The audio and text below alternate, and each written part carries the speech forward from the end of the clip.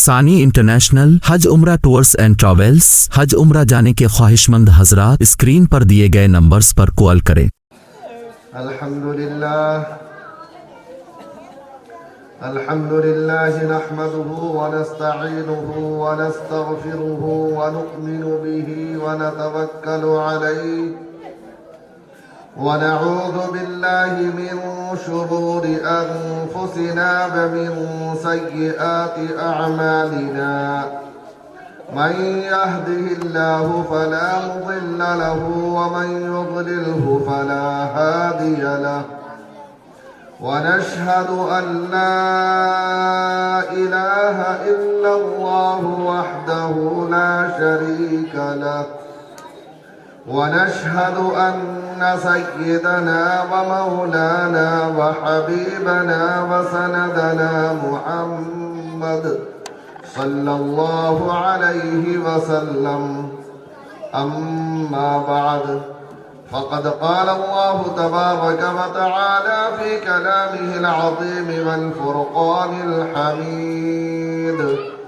أعوذ بالله من الشيطان الرجيم بسم الله الرحمن الرحيم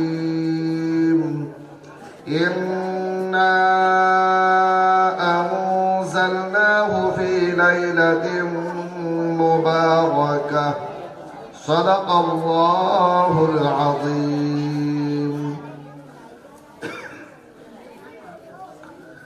برادران اسلام و معزز حاضرین کرام،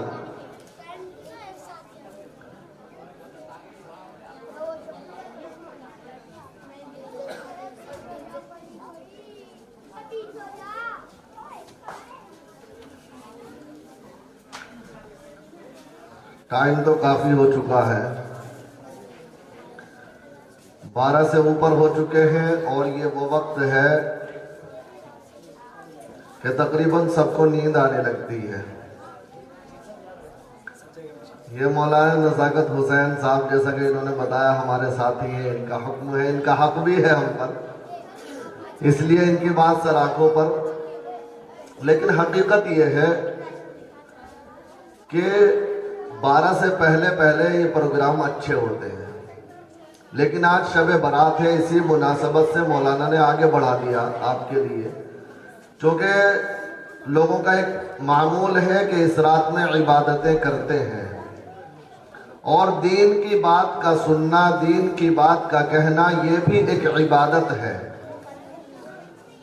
یہ مولانا کا آپ کے ساتھ ایک خلوص ہے کہ انہوں نے پروگرام کو لمبا کر دیا کہ آپ عبادت بھی کرتے رہیں اور آپ کو زیادہ سستی بھی نہ آئے۔ خیر، بہرحال دعا کریں کہ اللہ تبارک و تعالی مجھے کچھ کہنے کی اور ہم سب کو اس پر عمل کرنے کی توفیق عطا فرما دیں۔ آج جو یہ رات ہے، کون سی رات ہے آپ سب کو معلوم ہے؟ کون سی رات ہے آج؟ شب براءت۔ کیا ہے اس کا صحیح نام؟ شب براءت۔ برات نہیں ہے، کیا ہے؟ براءت۔ شب کے معنی رات، براءت کے معنی چھٹکارا، براءت کے معنی آزادی۔ آپ کہتے نا کہ وہ جیل سے بری ہو گیا، براءت کے معنی بری ہونا۔ آج کے دن چونکہ اللہ تبارک و تعالی بہت سارے گنہگاروں کو جہنم سے چھٹکارا عطا فرماتے ہیں، اللہ تبارک و تعالی بہت سے لوگوں کو جہنم سے آزادی عطا فرماتے ہیں، گویا کہ جہنم سے بری فرماتے ہیں، جہنم سے اسے چھٹکارا مل جاتا ہے۔ اس لیے اس رات کا نام شب براءت ہے۔ پیارے آقا حضرت محمد رسول اللہ صلی اللہ علیہ وسلم نے فرمایا کہ اس رات میں اللہ تبارک و تعالی قبیلہ بنو بکر کی بکریوں کے بالوں کے برابر لوگوں کی مغفرت فرماتے ہیں۔ یہ بنو بکر قبیلہ عرب کا ایک بڑا مشہور قبیلہ تھا، جس میں بکریاں سارے قبیلوں سے زیادہ پالی جاتی تھی. ان کے پاس بڑے بڑے ریوڑ تھے بکریوں کے.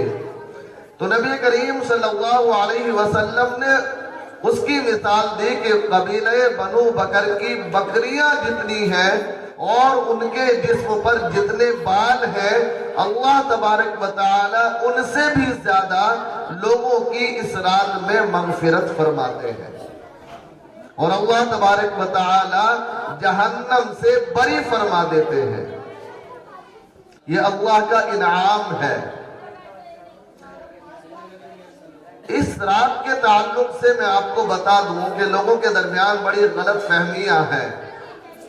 آج کا جدید دور، نیا دور، اس کے اندر ہر آدمی کے ہاتھ میں موبائل ہے، اور موبائل کے اوپر، سوشل میڈیا کے اوپر مختلف قسم کے بیانات جب بندہ سنتا ہے تو بڑا کنفیوز ہو جاتا ہے. 3 قسم کے لوگ اس رات کے بارے میں پائے جاتے ہیں کہنے والے. بعض لوگ وہ ہیں کہ جو سرے سے اس رات کی عبادت کا یا اس رات کی خصوصیت کا بالکل ہی انکار کر بیٹھتے ہیں، اور بعض لوگ وہ ہیں کہ جو اس رات کو شب قدر کی رات بنا دیتے ہیں اور اپنی طرف سے نہ جانے کیا کیا من گھڑت باتیں بنا کر کے اس کے اندر شامل کر لیتے ہیں. تو یاد رکھیے، اعتدالی بات، درمیانی بات یہ ہے کہ اس رات کی فضیلت تقریباً 10-11 حدیث سے ثابت ہے. پیارے آقا صلی اللہ علیہ وسلم کا عمل بھی اور آقا صلی اللہ علیہ وسلم کی ترغیب بھی حدیث سے ثابت ہے. بحقی کی روایت ہے، پیارے آقا صلی اللہ علیہ وسلم نے فرمایا کہ اس رات کا قیام کیا کرو اور دن میں روزہ رکھا کرو. یہ نبی کریم صلی اللہ علیہ وسلم کا قول ہے جو ہمیں ترغیب دیتا ہے کہ اس رات میں عبادت کرنی چاہیے.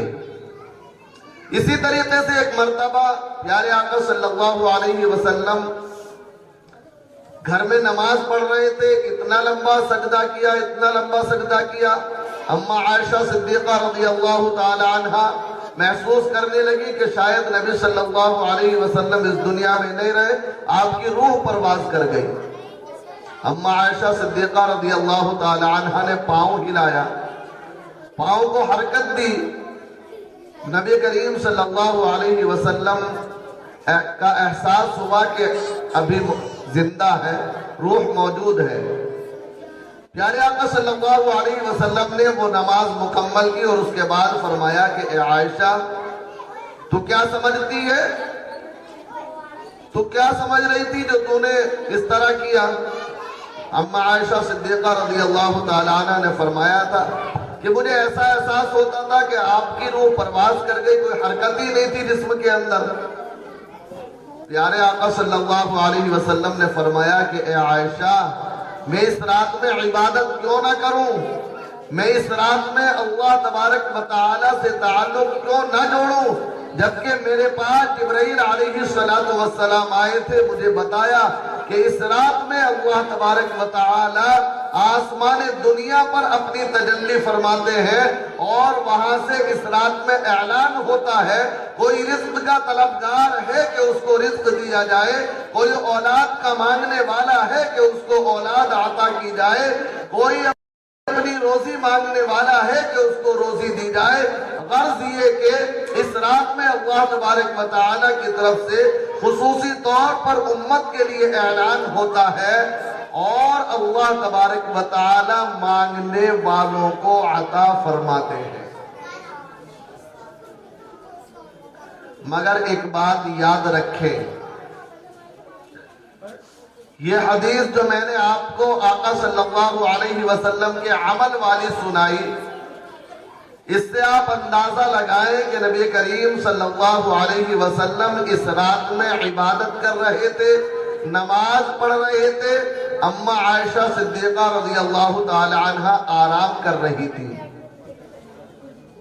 حضور صلی اللہ علیہ وسلم نے اس رات میں عبادت کی، لیکن دوسروں کو بلا کر کے اکٹھا نہیں کیا، اجتماعی عبادت نہیں کی. اس سے ہمیں پتہ چلتا ہے کہ اس رات میں کوئی بھی اجتماعی عبادت ثابت نہیں ہے آقا صلی اللہ علیہ وسلم سے، نہ صحابہ کرام رضوان اللہ علیہم اجمعین سے۔ انفرادی عبادت ہے جو بھی ہے۔ پیارے آقا صلی اللہ علیہ وسلم نے لمبا قیام بھی کیا، رکوع بھی کیا، لمبا سجدہ کیا، اتنی لمبی نماز پڑھی، لیکن کسی کو جگا کر کے یہ نہیں کہا کہ تم بھی پڑھو۔ ہاں ترغیب دی، بتا دیا کہ یہ رات کتنی فضیلت والی رات ہے، جو اس رات میں عبادت کرے گا اللہ کا قرب حاصل کرے گا، اللہ کے قریب ہوگا۔ لیکن ایک بات یاد رکھے، عبادت بھی اس رات میں کوئی مخصوص نہیں ہے۔ بہت سے لوگوں نے ہمارے پاس سوالات آتے ہیں، پتہ نہیں کون کون سی نمازیں بنا رکھی ہیں کہ اس رات میں 6 رکعتیں پڑھنی ہیں، 2 عمر درازی کی اور 2 پتہ نہیں کس کس چیز کی بنا رکھی۔ یاد رکھیے ایسی کوئی عبادت اس رات میں ثابت نہیں ہے۔ اللہ کے نبی صلی اللہ علیہ وسلم کی ان تمام احادیث کو بھی اگر دیکھا جائے، صرف اتنا ملتا ہے کہ عبادت ہے۔ کون سی عبادت ہے؟ ہر بندے کے اپنے جی پر، اپنی مرضی پر منحصر ہے۔ اگر کسی بندے کا دل چاہتا ہے کہ میں نوافل پڑھوں، عبادت کروں، تو وہ نوافل پڑھ لے۔ کسی بندے کا دل چاہتا ہے کہ میں تو اللہ کا کلام پڑھوں گا، قرآن کریم کی تلاوت کروں گا، قرآن کریم سے اللہ کا قرب حاصل کروں گا، وہ قرآن کریم کی تلاوت کر لے۔ کوئی بندہ یہ چاہتا ہے کہ میں ذکر اللہ کروں، لا الہ الا اللہ کا ورد کروں، درود شریف کا ورد کروں، سبحان اللہ، الحمدللہ، اللہ اکبر کا ورد کروں، تو وہ یہ کر لے۔ جو چاہے عبادت کر لے، لیکن انفرادی عبادت اجتماعی نہیں۔ اس رات کے اندر سب سے افضل اور بہتر یہ ہے کہ آدمی کو جو بھی نوافل پڑھنے ہیں، جو بھی عبادتیں کرنی ہیں، اپنے گھر کے اندر کرے۔ لوگوں کو یہ عذر ہوتا ہے کہ گھر میں اگر نماز پڑھتے ہیں یا گھر میں عبادت کرتے ہیں تو نیند آنے لگتی ہے۔ تو بھائی سونا مانا نہیں ہے اس رات میں، یاد رکھیے۔ یہ جو ہم نے بنا رکھا نا کہ یہ رات جاگنے کی رات ہے، تو جاگنے کی رات نہیں ہے، یہ بات یاد رکھ لیجیے گا۔ جاگنا مقصد نہیں ہے۔ یہ جاگنے والی رات کے چکر میں آج ہمارے کتنے نوجوان جاگنے کے چکر میں روڈوں پر مٹر گشتی کرتے پھرتے ہیں کہ جاگنا ہے۔ کیوں جاگنا ہے؟ مقصد کیا ہے جاگنے کا، اس کا پتہ نہیں۔ تو یاد رکھیے کہ جاگنے کی رات نہیں ہے۔ کسی حدیث میں، صحابی کے کسی عمل میں، یا اسی طریقے سے بزرگوں کے اقوال میں کہیں بھی آپ کو یہ نہیں ملے گا کہ یہ رات جاگنے کی ہے، بلکہ جہاں بھی ملے گا آپ کو یہ ملے گا کہ یہ رات عبادت کی رات ہے۔ ایک شخص رات کو عشاء کی نماز پڑھ کر کے اپنے گھر جاتا ہے، بستر پر پڑھ کر کے سو جاتا ہے، اور پوری رات بہترین میٹھی نیند سوتا ہے۔ صبح اٹھ کر کے فجر کی نماز جماعت کے ساتھ پڑھ لیتا ہے۔ اس کے بالمقابل ایک شخص وہ ہے کہ جو رات کو عشاء کی نماز پڑھ کر کے مسجد میں رکتا ہے، مسجد میں رک کر کے وہ 20 رکعت، 50 رکعت، 100 رکعت نفل پڑھتا ہے۔ اب اسے ذرا سی سستی آئی، اس نے کہا چلو باہر نکل چلے، ذرا باہر تھوڑی دیر بیٹھ لے، تھوڑا ٹائم پاس کر لے۔ وہ باہر نکلا، ایک آدمی اور ساتھ میں مل گیا، ایک اور آ گیا، 3 آدمی بیٹھ گئے، 4 آدمی بیٹھ گئے کہ بھائی کیا کر رہے تھے؟ میں نے اتنی نفل پڑھ لی، اتنا کر لیا۔ بات چلی آگے چلتی گئی، فلاں شخص ایسا، فلاں ایسا، کسی کی غیبت شروع ہو گئی، کسی کی چغلی شروع ہو گئی، کسی پر بہتان شروع ہو گیا۔ چند باتیں ہم نے اس طرح کی دنیا بھی کر لی، گناہ کی باتیں کر لی، اس کے بعد پھر عبادت میں مشغول ہو گئے، پوری رات عبادت کی، صبح فجر کی نماز پڑھ کر کے سو گئے۔ یہ پوری رات کا جاگنا سب بیکار، ضائع چلا گیا۔ وہ شخص جو رات کو عشاء کی نماز پڑھ کر کے سویا تھا، صبح اٹھ کر فجر کی نماز پڑھی تھی، اس کے مقابلے وہ شخص 1000 درجہ بہتر ہے، چونکہ اس نے پوری رات میں کوئی گناہ نہیں کیا، اس نے پوری رات میں کوئی اپنی زبان سے بدگوئی نہیں کی، کسی کی چغلی نہیں کی، کسی کی غیبت نہیں کی، کسی پر بہتان نہیں لگایا، کسی سے جھگڑا نہیں۔ اس کا سونا اس کی عبادت سے 1000 درجہ بہتر ہے۔ پوری رات عبادت کر کے اگر ہم نے ایک گناہ بھی کر لیا، پوری رات کی عبادت ضائع چلی گئی۔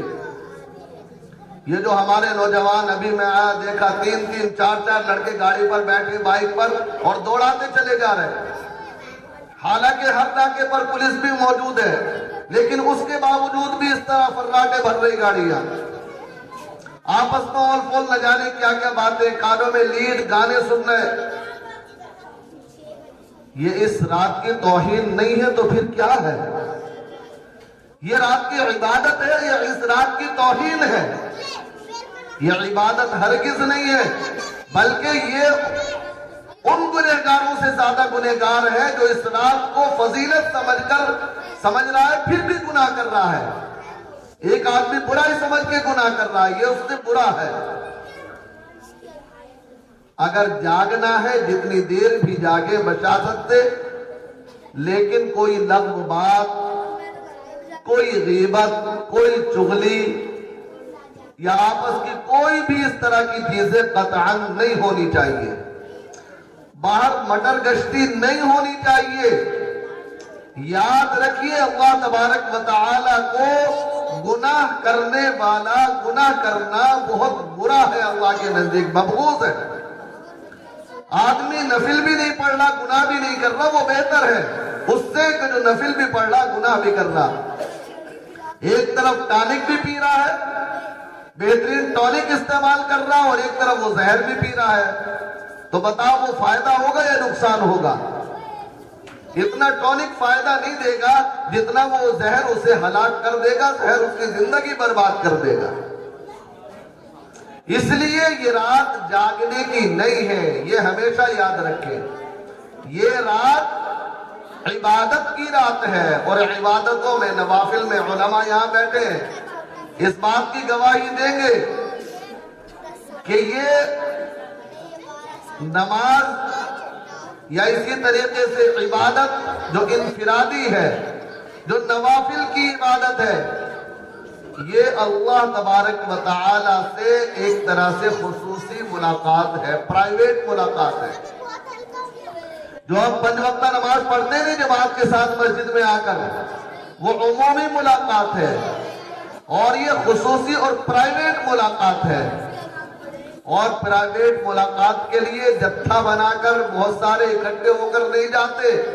اگر کسی کو کوئی وزیر اعظم، کوئی ایم ایل اے، کوئی ایم پی یا کوئی بڑا آدمی بلائے کہ بھائی مجھے تجھ سے ملاقات کرنی ہے اور پرائیویٹ ملاقات کرنی ہے، تو آپ بتائیں کہ وہ تنہا جائے گا یا لوگوں کو اکٹھا کر کے لے جائے گا؟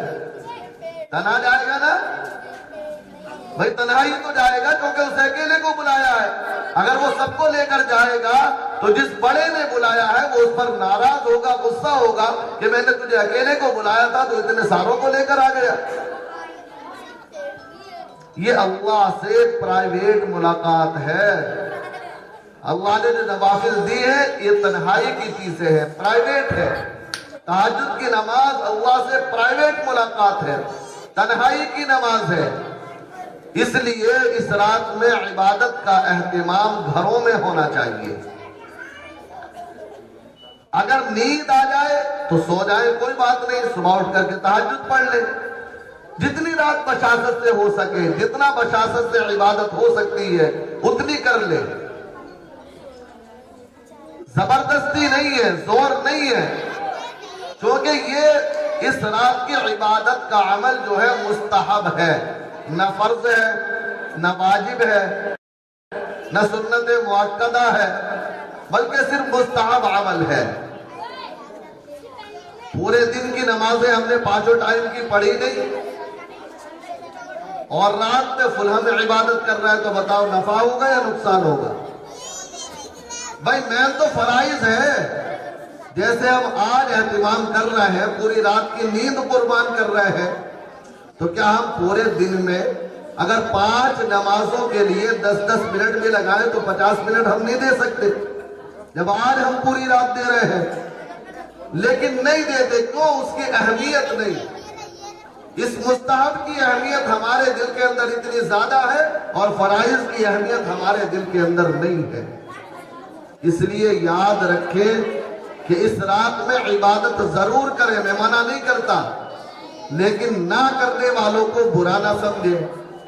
دوسری بات, اجتماعی نہیں بلکہ انفرادی عبادت کریں. ایک اہم بات اور یہاں میں آپ کو بتاتا چلوں, یہ رات واقعی بڑی اہمیت کی حامل ہے.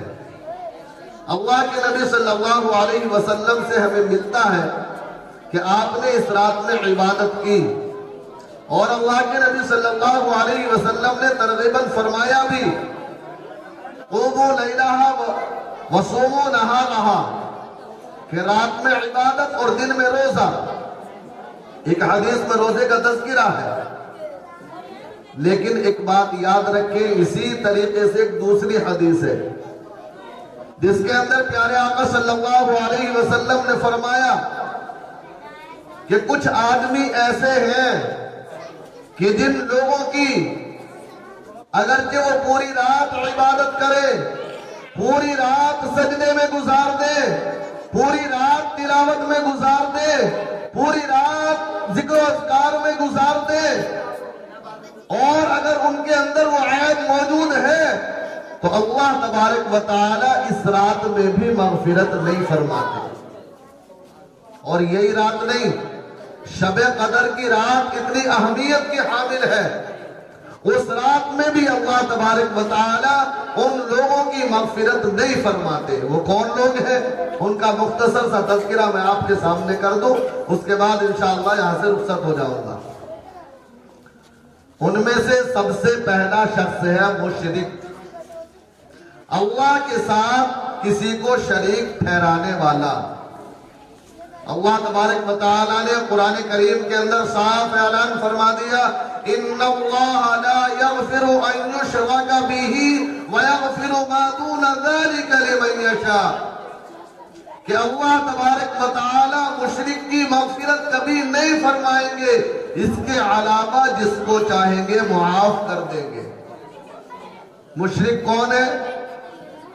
جو اللہ کے ساتھ اللہ کی ذات میں یا اللہ کی خصوصی صفات میں کسی اور کو بھی شریک کرتا ہو. مثال کے طور پر آدمی اللہ کے لیے سجدہ کرتا ہے, کسی دوسرے کے لیے بھی وہ سجدہ کرے. اللہ کے لیے نظر و نیاز کرتا ہے, وہ کسی اور کے لیے بھی, کسی پیر کے لیے, کسی بابا کے لیے, کسی فقیر کے لیے نظر و نیاز کرے. اللہ سے روزی مانگتا ہے, اللہ کے علاوہ کسی غیر کے در پر جا کر کے روزی مانگے. روزی دینا اللہ کا کام ہے, رزق دینا اللہ کا کام ہے. وہ کسی ولی کے مزار پر, کسی اللہ والے کے مزار پر, کسی بندے کے مزار پر, اللہ کے علاوہ کسی غیر کے در پر جا کر وہ روزی مانگتا ہے, روزی کا سوال کرتا ہے, تو اللہ تبارک و تعالی کبھی معاف نہیں کریں گے, کیونکہ روزی دینا اللہ کا کام ہے, اولاد دینا اللہ کا کام ہے. اگر اولاد لینے کے لیے, اولاد مانگنے کے لیے اللہ کے علاوہ کسی اور کے در پر جاتے ہیں, کہیں جا کر کے چادر چڑھاتے ہیں, کہیں جا کر کے جو ہے دعا مانگتے ہیں اور ان سے مانگتے ہیں مزار والوں سے, تو یاد رکھیے یہ شرک ہے. اللہ ہرگز معاف نہیں کرے گا. بیماری سے شفا دینا اللہ کا کام ہے, اللہ کے علاوہ کوئی غیر شفا نہیں دے سکتا. آپ کہیں گے کہ بھائی ڈاکٹر بھی تو شفا دیتا, ڈاکٹر کے ہاتھ میں بھی تو شفا ہے. تو یاد رکھیے کہ شفا ڈاکٹر نہیں دیتا, ڈاکٹر صرف دوا دیتا ہے. ڈاکٹر پر کوئی یقین نہیں کرتا کہ ڈاکٹر شفا دے گا. ہر بندہ جب دوا کھاتا شفا اللہ سے مانگتا کہ یہ تو ایک ذریعہ ہے, دینے والی ذات، شفا دینے والی ذات صرف اور صرف اللہ کی ہے۔ لیکن ایسے مریضوں کو ہم نے دیکھا ہے، 2-4 ڈاکٹروں سے علاج کرایا، شفا نہ ملی، 2-4 ہاسپٹلوں میں گیا، اس کی صحت اچھی نہیں ہوئی، اب وہم میں پڑ گیا کہ بھائی مجھے تو کسی نے کروا دیا۔ عاملوں کے پاس گھوما، کبھی اس کے پاس کبھی اس کے پاس، وہم تھا اس کا، وہاں سے بھی شفا نہیں ملی۔ اللہ کی مصلحت تھی، اللہ جب چاہے شفا دے، اللہ چاہے جس کے ذریعے شفا دے، اس کی دوا میں، اس کے عمل میں ہے شفا، ہم مانتے ہیں اللہ نے رکھی، لیکن اللہ جب چاہے ہٹا لے، نہیں ملی۔ اب وہ باباؤں کو ڈھونڈتا ہے کہ بھائی کسی نے کہہ دیا کہ بھائی فلاں مزار پہ جاؤ، وہاں چادر چڑھاؤ، وہاں منت مانو، وہاں جا کر کے دھاگا باندھو، وہاں کا دھاگا ہاتھ میں باندھو تو تمہیں شفا مل جائے گی۔ وہ دوڑا دوڑا وہاں پہنچ گیا، یاد رکھیے وہ مشرک ہو گیا۔ اسی کے بارے میں اللہ تبارک و تعالی نے فرمایا ان اللہ لا یغفر ان یشرک بہ، کہ اللہ تبارک و تعالی اس کو معاف نہیں کرے گا جو اس کے ساتھ کسی کو شریک ٹھہراتا ہے۔ وَيَغْفِرُ مَا دُونَ ذَلِكَ لِمَن يَشَاءُ، بڑے سے بڑا گناہ معاف فرما دے گا اللہ تعالیٰ، لیکن شرک کا گناہ معاف نہیں کرے گا۔ تو سب سے پہلی چیز، سب سے پہلا بندہ وہ ہے، یہ اسباب سے ہٹ کر بات ہو رہی ہے، کہ جو اللہ کے ساتھ کسی غیر کو شریک ٹھہراتا ہے، کسی غیر کے در پر جاتا ہے، کسی غیر سے اللہ کے کام کروانے کی کوشش کرتا ہے۔ یاد رکھیے ایک حدیث مجھے یاد آ گئی، بعض لوگ کہتے ہیں کہ بھائی اگر یہ چیز غلط ہے تو پھر ہمیں وہاں سے شفا کیسے مل گئی؟ بہت سا ہوتا نا کہ مزار پہ گئے، بچہ ٹھیک ہو گیا، کئی چادر چڑھائی، بچہ ٹھیک ہو گیا، پھر یہ شفا کیسے مل گئی؟ تو ایک حدیث قدسی میں آپ کو سناتا ہوں۔ پیارے آقا صلی اللہ علیہ وسلم نے فرمایا، اللہ فرماتا ہے انا ظنی عبدی، میں اپنے بندے کے گمان کے ساتھ ہوں، جیسا بندہ مجھ سے گمان کرتا ہے ویسا میں اس کے ساتھ معاملہ کرتا ہوں۔ اب شفا دینا تو اللہ کا کام ہے، روزی دینا تو اللہ کا کام ہے، ہدایت دینا تو اللہ کا کام ہے، لیکن وہ جا رہا غیر کے در پر، اس نے وہاں سے مانگا، شفا دی، اللہ نے منسوب کر دیا اس کی طرف، جیسا اس نے گمان کیا، اس نے وہاں سے گمان کیا مجھے یہاں سے شفا ملے گی، اللہ تعالیٰ نے شفا دے دی، لیکن آخرت میں اللہ تعالیٰ اسے سمجھ لے گا۔ اس لیے یاد رکھیے، ایسی جگہ پر اگر کسی کو شفا ملتی ہے، شفا دینے والا وہاں بھی اللہ ہی ہے، وہ مزار والا نہیں ہے، وہ بابا نہیں ہے، وہ پیڑ نہیں ہے، بہت سے پیڑوں کے پاس جاتے غیروں کی طرح، وہ نہیں ہے شفا دینے والا، شفا دینے والا تو اللہ ہے۔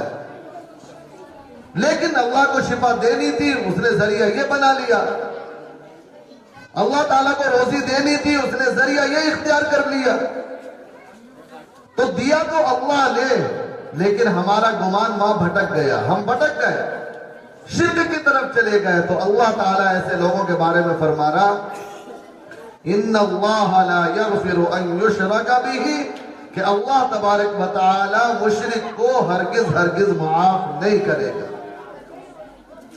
اس لیے اس رات میں بھی، شب برات کی رات، شب برات ہو، شب قدر ہو، یا کوئی اور سا موقع ہے اللہ تبارک و تعالی کی مغفرت کا ہو، اللہ تعالیٰ ایسے لوگوں کو چھوڑ دیتا ہے کہ بھائی ابھی انہیں چھوڑ دو، جب تک یہ اپنی حرکت سے باز نہ آ جائیں، جب تک یہ اپنی حرکت سے توبہ نہ کر لیں، تو ان کو اس وقت تک معافی نہیں۔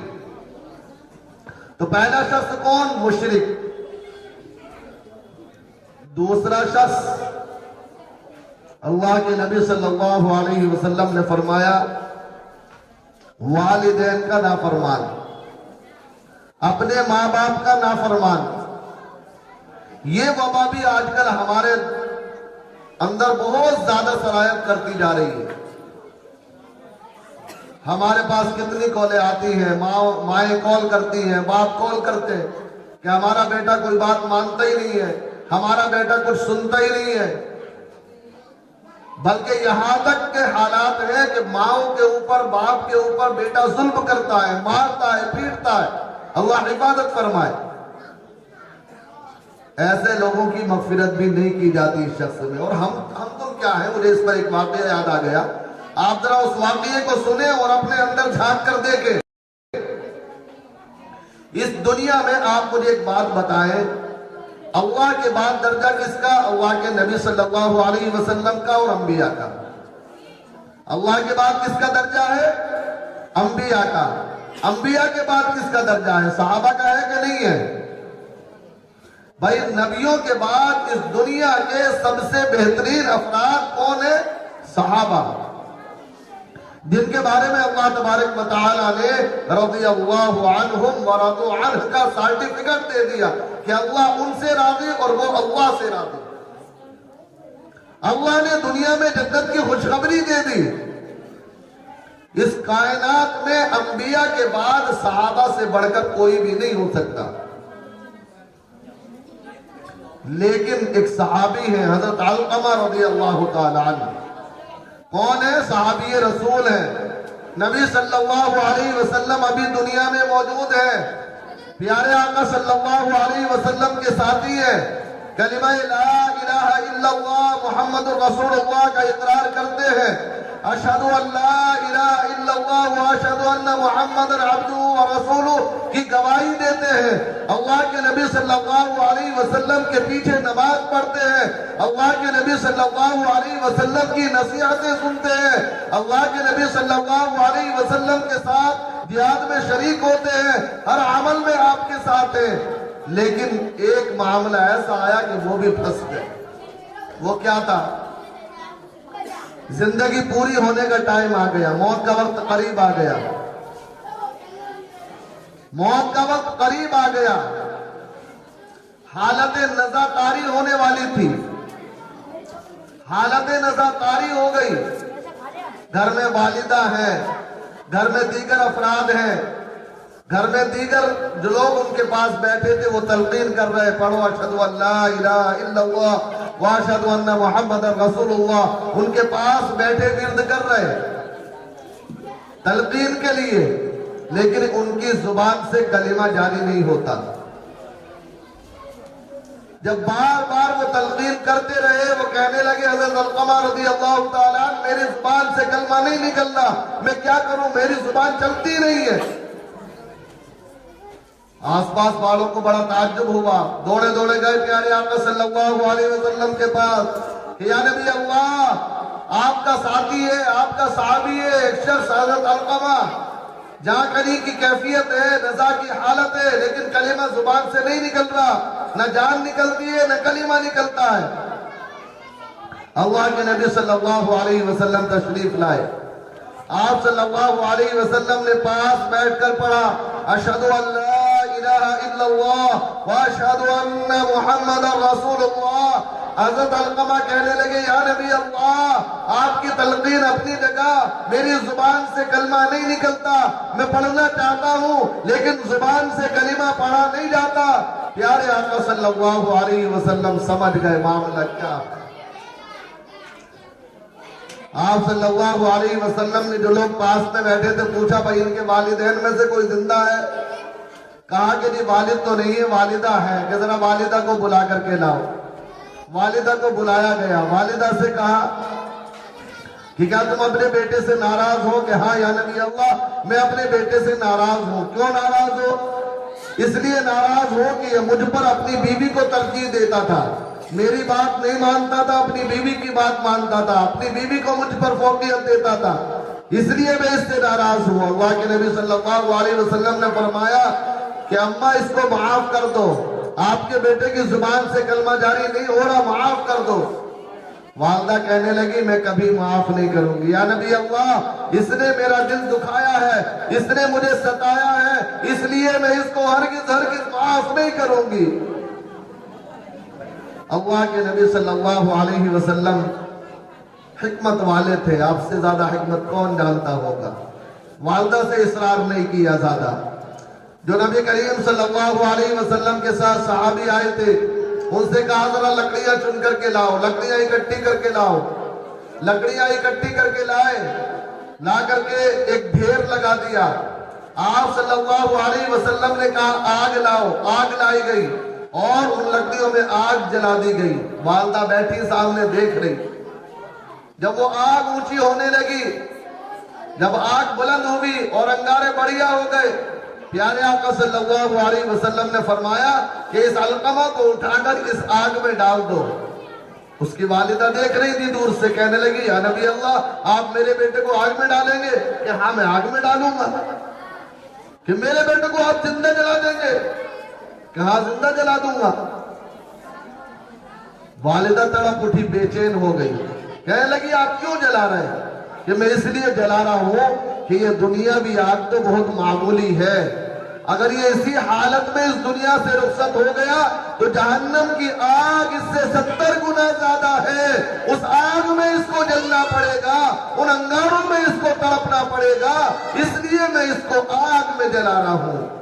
والدہ ہوتی آخر تڑپ گئے، بے چین ہو گئی، کہنے لگی یا نبی اللہ آپ میرے بچے کو آگ میں نہ جلائیں، میرے بیٹے کو آگ میں نہ جلائیں، میں اپنے بیٹے کو معاف کرتی ہوں۔ ادھر والدہ نے معاف کیا، ادھر حضرت علقمہ رضی اللہ تعالی عنہ کی زبان پر کلمہ جاری ہو گیا، اشہد ان لا الہ الا اللہ واشہد ان محمد رسول اللہ۔ کلمہ پڑھا اور اس دنیا سے رخصت ہو گئے۔ اب ذرا ہم اپنے گریبانوں میں جھانک کر دیکھیں، کیا ہم صحابی کے مقام کو پہنچ سکتے؟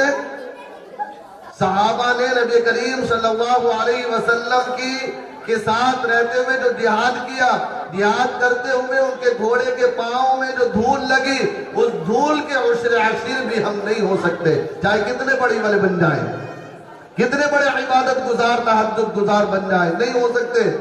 لیکن اس کے باوجود صحابی کی زبان پر کلمہ جاری نہیں ہوا۔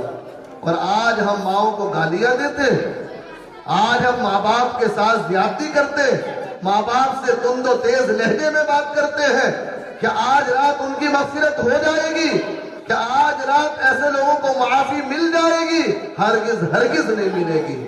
اس لیے اگر کوئی بھی شخص ایسا ہو، سب سے پہلے جائے اپنے والدین سے معافی مانگے، اپنے والدین سے جو ہے معاف کرائے، پھر اللہ تبارک و تعالی بھی معاف کر دے گا۔ عزیزو، ماں باپ کا بڑا اہم مقام ہے۔ اللہ تبارک و تعالی نے قرآن کریم کے اندر آپ اٹھا کر دیکھیں، قرآن کریم کا ترجمہ سنیں، قرآن کریم کو پڑھیں، یاد رکھیں قرآن کریم ایک لا ہے، ایک قانون ہے، ایک ضابطہ ہے۔ قرآن کریم ایک ہدایت کا ذریعہ ہے۔ اس قرآن کریم کو اگر ہم نہیں پڑھیں گے، نہیں سمجھیں گے، کل قیامت کے دن جواب دینا ہوگا۔ آپ قرآن کریم اٹھائیں، قرآن کریم کو پڑھیں، ائمہ سے قرآن کریم کو سنیں، اس کا ترجمہ سنیں، تفسیر سنیں، آپ کو پتہ چلے گا قرآن کریم کے اندر اللہ تبارک و تعالی نے جہاں جہاں پر اپنی عبادت کا حکم دیا، جہاں جہاں پر اللہ تبارک و تعالی نے اپنے ساتھ شریک کرنے کو منع فرمایا، وہیں پر اللہ تبارک و تعالی نے والدین کی نافرمانی سے بھی منع فرمایا۔ قرآن کی آیتیں اٹھا کر دیکھیں، اللہ تعبدوا الا ایاہ، اللہ تبارک و تعالی نے صاف فرمایا وبالوالدین احسانا، کہ اللہ کی عبادت، اللہ کے سوا کسی کی عبادت نہ کرو اور والدین کے ساتھ حسن سلوک کرو۔ وَاعْبُدُوا اللَّهَ وَلَا تُشْرِكُوا بِهِ شَيْئًا وَبِالْوَالِدَيْنِ احسانا۔ اب پڑھتے جائیں گے قرآن کریم کی آیتیں اور دیکھتے جائیں گے کہ اللہ تبارک و تعالی نے اپنے ساتھ والدین کی اطاعت کا حکم دیا، والدین کی نافرمانی سے روکا۔ اور کہاں تک روکا، کہاں تک روکا آپ اندازہ نہیں کر سکتے۔ پیارے آقا صلی اللہ علیہ وسلم نے وہ اللہ تبارک و تعالی نے یہاں تک روکا وَلَا تَقُلْ لَهُمَا اُفْ، کیا فرمایا کہ تم ان کو اف بھی نہ کہنا۔ یہ اف کہنا کیا ہے؟ ذرا آپ تصور کریں، ذرا آپ ایک ماحول کو ذرا اپنے ذہن و دماغ میں ڈالیں۔ ایک بچہ ہے 12 سال 15 سال کا تھا، 15 سال کا تو بالغ ہو ہی جاتا ہے، 18 سال کا، 20 سال کا، 25 سال کا، دن بھر مزدوری کرنے جاتا ہے، صبح سے شام تک مزدوری کی اس نے، گرمی میں پسینہ بہایا، خوب اس نے محنت کی، محنت کر کے گھر آیا، تھکا ہارا جب گھر کے اندر داخل ہوا، ماں نے کہا بیٹا میری دوائی آنی تھی، ابھی تک دوائی نہیں آئی۔ اب بیٹے نے زبان سے تو کچھ نہیں کہا، فرما بردار تک کسی حد تک پیشانی پر بل پڑ گئے، یا زبان سے یہ نکل گیا اف، صرف اتنا، یا ذرا سا چہرے پر ہلکی سی ناگواری آ گئی، اللہ تعالیٰ نے اس سے بھی روک دیا کہ یہ بھی نہیں ہونا چاہیے۔ یہاں تک فرمایا کہ والدین کی اطاعت تمام معاملات میں شرک کو چھوڑ کر، اللہ کی مخالفت کو چھوڑ کر، ہر موقع پر والدین کی اطاعت فرض ہے، چاہے والدین مسلمان ہو، والدین مشرک ہو، والدین مجوسی ہو، کوئی بھی ہو والدین، یعنی ماں باپ چاہے مسلمان ہو یا نہ ہو، تب بھی ان کی اطاعت فرض ہے، ان کی بات ماننا فرض ہے۔ ہم نوافل کا تو پوری رات اہتمام کر رہے ہیں، فرضوں کا پتہ نہیں، فرضوں کا کچھ پتہ نہیں کہ فرض کہاں جا رہے ہیں ہمارے۔ اس لیے اللہ تبارک و تعالیٰ نے، اللہ کے نبی صلی اللہ علیہ وسلم نے فرمایا، ایک مجھے حدیث یاد آ گئی، رضا ربی فی رضا الوالدی وسخط ربی فی سخط الوالدی، کہ والد کی رضا میں اللہ کی رضا ہے، والد کی ناراضگی میں اللہ کی ناراضگی ہے۔ اگر باپ راضی ہے اللہ بھی راضی ہے، باپ ناراض ہے اللہ بھی ناراض ہے۔ آپ نے یہ تو سنا ہوگا کہ ماں کے قدموں کے نیچے جنت ہے، اور ماں کی خدمت کا درجہ کتنا بڑا ہے، لیکن باپ کے بارے میں بھی اللہ تبارک و تعالیٰ نے فرمایا، وہ باپ جو اپنی اولاد کے لیے اپنی زندگی قربان کر دیتا ہے۔ اس دنیا میں آپ دیکھیں کوئی بھی ہو، حتیٰ کہ استادوں کو بھی ہم نے دیکھا ہے کہ ایک استاد بھی یا دنیا کا کوئی بھی بندہ اپنے سے بڑا اپنے شاگرد کو یا اپنے نیچے والے کو نہیں دیکھنا چاہتا، وہ اس کو کامیابی دلائے گا لیکن اپنے حد تک، جس لیول کا ہے وہ کہے گا بس اس لیول تک ہو۔ یہ باپ ہے کہ اپنے سے بڑا دیکھنا چاہتا اپنے بچے کو، یہ باپ ہے وہ کہتا ہے کہ میں تو ان پڑھ رہ گیا، میرا بچہ ان پڑھ نہ رہ جائے۔ وہ باپ ہے جو یہ چاہتا ہے کہ میں تو ترقی نہیں کر سکا لیکن میرا بیٹا خوب ترقی کرے، پوری زندگی اپنی اولاد کے لیے قربان کر دیتا، اور وہی بچے بڑے ہو کر کہتے ہیں تم نے ہمارے لیے کیا کیا ہے؟ ارے کیا کیا ہے؟ ان کی زندگی قربان ہو گئی تمہارے لیے، پوری زندگی کو کھپا دیا تمہارے لیے، اپنے پھٹے جوتے ہیں، اپنے پھٹے کپڑے ہیں، لیکن بیٹے کو نئے کپڑے دلائے جا رہے ہیں۔ اپنے پاس عید پر نیا لباس نہیں ہے لیکن بچوں کے لیے نئے کپڑے بنائے جا رہے ہیں۔ اپنے پاس کھانے کے لیے کچھ نہیں ہے، بیٹے کی فیس جمع کی جا رہی ہے، بیٹے کے لیے ڈریس دلائی جا رہی ہے، ہر طرح کے شوق پورے کیے جا رہے ہیں۔ اپنی تمام چیزوں کو قربان کر کے، اپنے تمام شوق کو قربان کر کے اپنے بچوں کو پروان چڑھاتا ہے باپ۔ ماں کی قربانی تو سب جانتے، سب دیکھتے، لیکن باپ جو قربانی دیتا ہے اس کا ہم تصور بھی نہیں کرتے۔ یاد رکھیے، اگر باپ ناراض ہے، باپ کی ہم نے نافرمانی کی ہے، باپ کا ہم نے دل دکھایا ہے، ماں کو ستایا ہے، تو اللہ بھی کبھی معاف نہیں کرے گا جب تک والدین معاف نہ کر دیں۔ اس رات میں بھی، جس رات میں ہم بڑے شوق سے عبادت کرتے، اللہ تعالیٰ کہے گا کہ ابھی ان کا ٹائم نہیں، ایک طرف رکھو، جب تک کہ ماں باپ سے معافی نہ مانگ لے، جب تک کہ ماں باپ کو راضی نہ کر لے، جب تک ان کی معافی کا پروانہ نہیں، ان کے لیے براءت نہیں، ان کے لیے جہنم سے چھٹکارا نہیں۔ بات لمبی ہوئی جا رہی، مجھے لمبی بات نہیں کرنی تھی لیکن بات بڑھتی جا رہی ہے۔ کل ملا کر کے بس آخر میں یہی کہوں گا کہ یاد رکھیں، کیسے بھی حالات ہو، کیسی بھی پریشانی ہو، کیسی بھی دقت ہو، آپ کو اپنے بچوں سے پیار ہے اپنی جگہ، اپنی بیوی سے پیار ہے اپنی جگہ، لیکن ماں کا دل نہ دکھائیں، باپ کا دل نہ دکھائیں۔ بیوی بچوں کے سامنے اگر ماں کسی وجہ سے کوئی بات کہہ بھی رہی ہے تو خاموشی کے ساتھ سن لے، الگ سے جا کے بیوی کو سمجھا دے۔ اگر آدمی کرنا چاہے بہت آسانی سے کر سکتا ہے، لیکن ادھر بیوی نے کہا کہ ماں نے یہ کہا، اس نے فوراً ماں پر چڑھ گیا، ماں نے کہا بیوی نے یہ کہا، جا کر کے اس پر چڑھ گیا۔ جذبات سے کام نہیں چلتا، اعتدال ہونا چاہیے ہر چیز میں۔ ماں اگر میں یہ بات کہتا ہوں، اگر کسی وجہ سے ماں ظالمہ بھی ہے، بعض جگہ ماں کی زیادتی بھی ہوتی ہے، یہ ماں بڑھاپے کی وجہ سے کبھی دماغ ویسا ہو جاتا ہے، اور اللہ تبارک و تعالیٰ نے تو قرآن کریم کے اندر جہاں یہ حکم دیا والدین کی اطاعت کا، ایک آیت کے اندر باقاعدہ بڑھاپے کا تذکرہ کیا کہ ان دونوں میں سے کوئی ایک یا دونوں بڑھاپے کو اگر پہنچ جائے، اما احدہما او کلاہما فلا تقل لہما اف، کہ اگر ان میں سے کوئی ایک یا دونوں بڑھاپے کو پہنچ جائے، بڑھاپے میں چونکہ دماغ ختم ہو جاتا ہے، یادداشت کمزور ہو جاتی ہے، پریشانی لاحق ہو جاتی ہے، تو تھوڑی دیر اگر ایسا معاملہ بھی ہے تو بیوی کو سمجھا دے کہ دیکھو ماں اگر کچھ کہہ رہی ہے تو اپنی زبان خاموش رکھو، یا میں ماں کے سامنے اگر تمہیں مصنوعی طور پر ڈانٹوں تو تم برا نہ مانا کرو، ماں ماں ہے۔ اگر آدمی مینٹیننس کرنا چاہے کوئی مشکل نہیں ہے، لیکن ہم کرنا ہی نہیں چاہتے۔ ہم تو ماں کو بوجھ سمجھنے لگتے ہیں، جہاں ہمارے بچے ہوئے، شادی ہوئی، بچے آئے، ماں باپ بوجھ بن گئے۔ یاد رکھیے کہ ماں باپ کو جو بوجھ سمجھے گا وہ بوجھ ہی اٹھائے گا، دنیا میں بھی اور آخرت میں گناہوں کا بوجھ اٹھائے گا جو سنبھل نہیں پائے گا۔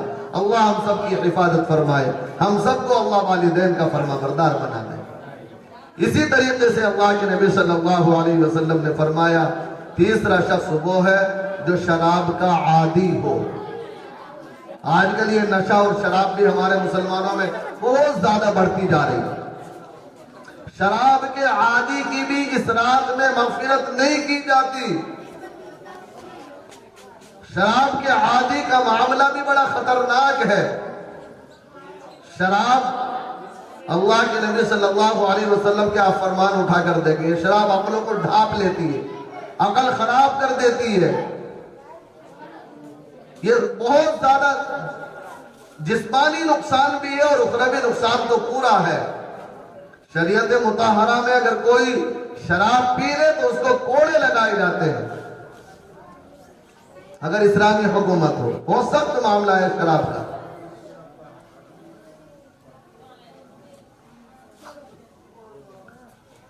اسی طریقے سے شراب کا معاملہ بڑا سخت ہے، اس سے بچنا ضروری ہے، زیادہ تفصیل میں جانے کا موقع نہیں۔ شرابی کی بھی اس رات میں مغفرت نہیں کی جاتی۔ اسی طریقے سے کینہ رکھنے والا، جو دل میں کسی کی طرف سے حسد رکھ کے، کینہ رکھ کے، اس شخص کی بھی اس رات میں مغفرت نہیں کی جاتی۔ اور ایک ہے ٹخنوں سے نیچے پاجامہ، پینٹ، لنگی لٹکانے والا۔ نبی کریم صلی اللہ علیہ وسلم نے فرمایا، جو ایسا شخص ہے اس کی بھی اس رات میں مغفرت نہیں کی جاتی۔ ہم سب اپنے اپنے ٹکلے دیکھ لیں، یعنی باہر جا کر کے دیکھ لیں کس کے ٹخنوں سے نیچے کتنے شلوار پینٹ وغیرہ جاتی ہے، اس کا دھیان رکھیں۔ اس رات میں ایسے شخص کی بھی جو ہے اللہ تبارک و تعالی معافی نہیں فرماتا۔ اس لیے عزیزو، اس رات میں عبادت ضرور کرے گا، بہت اچھی بات ہے، لیکن پہلے اپنی زندگی کو سنواریں، ان کبیرہ گناہوں سے بچیں، ان برائیوں سے بچیں۔ اگر ان سے ہم نہیں بچیں گے تو ہماری عبادتیں ہمارے منہ پر مار دی جائیں گی۔